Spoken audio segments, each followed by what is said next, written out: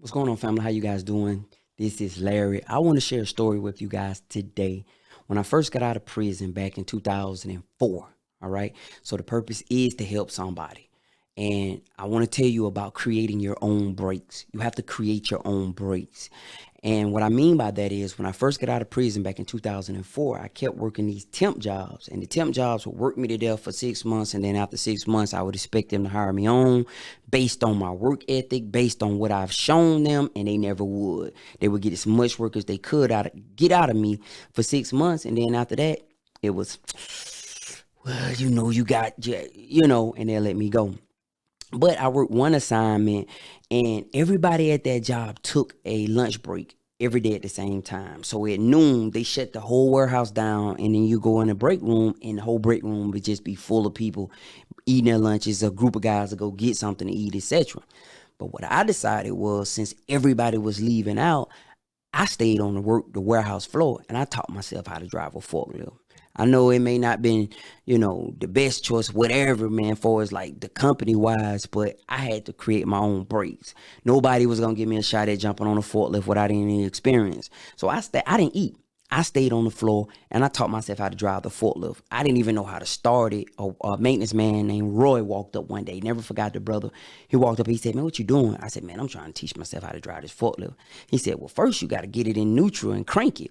And that's all I needed him to show me. How to crank it. I didn't even know how to crank it, right? So I got it cranked and I taught myself. I practiced that every single day. So for like 2 weeks out of that month, I taught myself. And the reason why I did that is because the temp service that I work with, they would allow you to go get your forklift license through them. And once you get your forklift license, you can make more money. So at that point, I taught myself how to do it. Went to the temp service, said, "Hey, I've been driving forklift over here." And they was like, "Really?" I said, "Yeah." And I went and got my forklift license and I started making more money.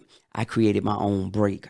So for all my people who may have felonies on their records, been in the street, don't really have no work history, whatever, because sometimes it may not be that you got a felony. You just ain't been in the work industry and you just don't have enough work history. You don't know nothing but selling dope. You know what I mean? The streets. But now you're trying to make that change and I congratulate you for that, right? You're going to have to create your own breaks. You're going to have to create your own breaks. You're going to have to take every opportunity that's given to you and turn it into something. Opportunity may not be nothing but trash at first, right? It may be nothing.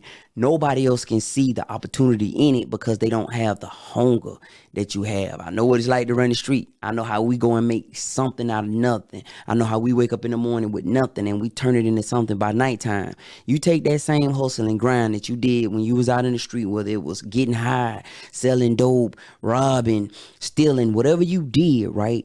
You take that same determination, that same work ethic that you had in the street and put it into this new career field that you have and watch your big success. But always remember, nobody's going to hand you anything. The reason why I won is because I took accountability and responsibility for myself and my future. So you're going to have to do that. You're going to have to say, you know what? It's nobody else's responsibility to teach me how to drive a forklift. If I have to sneak on my lunch break and teach myself, then that's what I have to do. Whatever they may be. It may not be a forklift. To you, it may be something else. But make your own breaks. Don't sit back and wait on somebody to hand give or teach you something because they're not. They're not going to do it, man. They're going to sit around and allow you to be the help for real. All right. This is Larry, man. I hope it helps you. I'm going to talk to you next time. Have a great weekend. Peace.